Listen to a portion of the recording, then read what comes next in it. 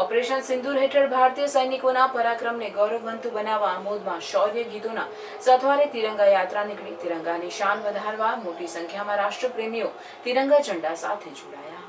પાકિસ્તાની આતંકવાદીઓ દ્વારા પહેલગામમાં ધર્મ પૂછીને ભારતના નિર્દોષ નાગરિકો પર ગોળીબાર કરી 27થી વધુ લોકોને નિર્મમ હત્યા કરી હતી, જેનો ભારતીય સેનાએ ઓપરેશન સિંદૂર દ્વારા ઈંટનો જવાબ પથ્થરથી આપ્યો હતો અને પાકિસ્તાન સ્થિત આતંકવાદીઓના અડ્ડાઓને ફૂંકી માર્યા હતા, જેમાં અનેક નામચીન આતંકવાદીઓનો પણ સફાયો થયો, જેથી ભારતીય સેનાએ પાકિસ્તાનને જડબાતોડ જવાબ આપી દુશ્મન દેશના દાંત ખાટા કરી દીધા હતા। ત્યારે ભારતીય સેનાના પરાક્રમને ગૌરવવંતું બનાવવા આમોદમાં બહુચરાજી મંદિરેથી શૌર્ય ગીતોના સથવારે આમોદનગર સહિત તાલુકાના રાષ્ટ્રપ્રેમી જનતાની હાથમાં તિરંગા સાથે વિશાળ તિરંગા યાત્રા નીકળી હતી। તિરંગા યાત્રામાં રાષ્ટ્રપ્રેમીઓ ભારતીય સેનાના ઉત્સાહમાં વધારો કરતા પ્લેકાર્ડ સાથે જોડાયા હતા। તિરંગા ઝંડા સાથે નીકળેલી યાત્રા દરમિયાન નગરજનોએ રાષ્ટ્રપ્રેમીઓ પર પુષ્પ વર્ષા કરી યાત્રાનું સન્માન કર્યું હતું। ભારતીય સેનાના ઓપરેશન સિંદૂરના ગૌરવને ઉજાગર કરતી તિરંગા યાત્રાએ આમોદમાં દેશભક્તિની મહેક ફેલાવી હતી। તિરંગા યાત્રા દરમિયાન ઠંડા પાણી તથા શરબતની પણ વ્યવસ્થા કરવામાં આવી હતી।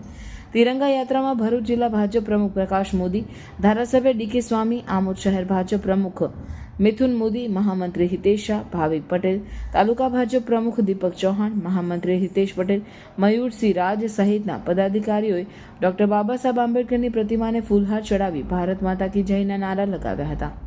સમગ્ર તિરંગા યાત્રા દરમિયાન રાષ્ટ્રપ્રેમી યુવાનોએ ભારત માતા કી જય તેમજ પાકિસ્તાન મુર્દાબાદના નારા લગાવ્યા હતા અને ફટાકડાની આતશબાજી કરી યાત્રાની પૂર્ણાહુતિ કરી હતી।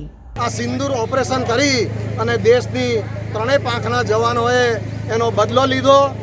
100 જેટલા આતંકવાદીઓનો ખાત્મો બોલાવ્યો અને એમના 9 જેટલા બંકરોને પણ નાશ કર્યો।